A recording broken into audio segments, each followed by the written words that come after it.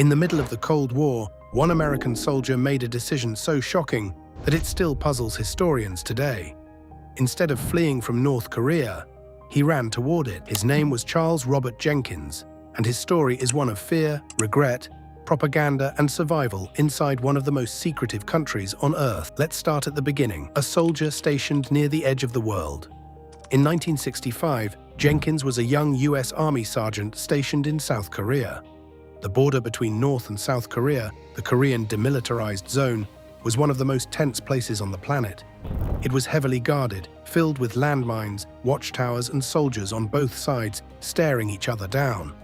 Jenkins was 24 years old, homesick, and increasingly afraid of something he thought was about to happen. At the time, the Vietnam War was escalating, and many soldiers stationed in Asia feared they might be sent there. Jenkins believed he would soon be deployed into combat. But instead of waiting, he made a desperate decision. One night in January 1965, after drinking several beers, Jenkins walked across the DMZ and surrendered to North Korean forces. He later said he believed the North Koreans would send him to the Soviet Union and eventually trade him back to the United States. He was completely wrong. Life inside North Korea. Instead of being returned home, Jenkins became a prisoner of the North Korean regime. For years, he was forced to study the ideology of the country's leader, Kim Il-sung. He endured constant propaganda training and strict surveillance. But the regime had another use for him. Because he was American, Jenkins became a propaganda tool. North Korea used him in films that portrayed Americans as evil villains. He often played the role of a cruel U.S. soldier in movies designed to glorify North Korea. At times, he even had to teach English to North Korean intelligence agents so they could better impersonate foreigners. Life was harsh, food was scarce, and punishments were severe.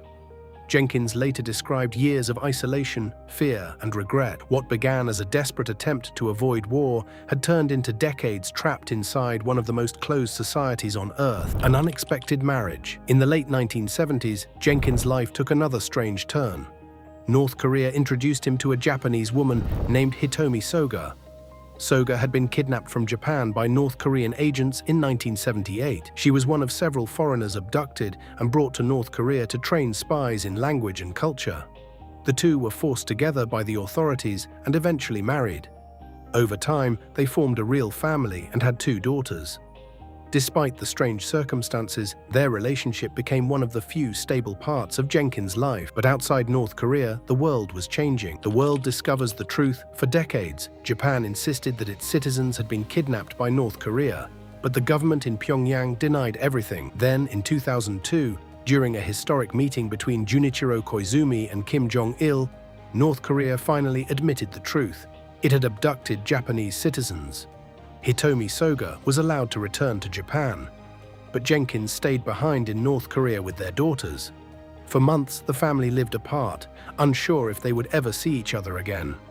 Finally, in 2004, after nearly 40 years inside North Korea, Jenkins was allowed to leave the country and reunite with his wife and children in Indonesia, facing the consequences, but freedom came with consequences. Jenkins had deserted the U.S. Army, and the United States still considered him a criminal. When he eventually turned himself over to American authorities, he faced a military court for desertion and aiding the enemy. In the end, his punishment was surprisingly light. He was sentenced to 30 days in a military jail and given a dishonorable discharge from the army. After serving his sentence, Jenkins returned to Japan with his family and spent the rest of his life there. A story of fear and regret. The story of Charles Robert Jenkins is not one of heroism or espionage success. It's the story of a frightened young soldier who made a decision in a moment of panic, a decision that trapped him inside North Korea for nearly 4 decades. He later admitted that crossing that border was the biggest mistake of his life. Jenkins died in 2017 in Japan, far from the American military base where his story began. But his strange journey, from US soldier to North Korean propaganda actor and finally to a quiet life in Japan, remains one of the most unusual and mysterious defection stories of the Cold War. And it all began with one step across a border that almost no one ever crosses.